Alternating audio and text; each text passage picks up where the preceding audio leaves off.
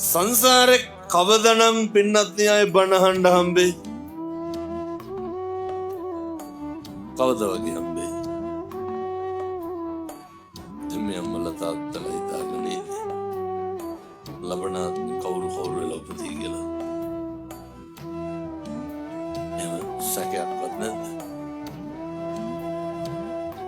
විශ්වාස කරන්ට මතක තියාගන්න කල්ප ගානක් යනකම් මිනිස් වෙලා උපදින එකක් නෑ. කල්ප ගානක් යනකම් ඒ කියන්නේ බණ අහන්න හම්බෙන්නේ. බණ අහන එකත් නෙමෙයි අරුමේ. මොකක්ද අරුමේ?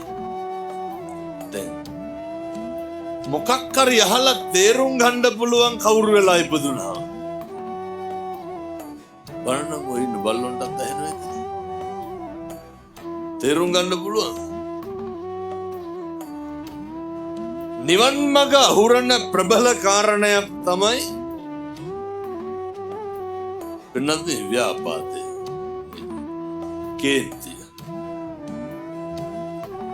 මැරෙන්න කලින් පුරුදු වෙන්න මේ කේන්තිය නවත්තලා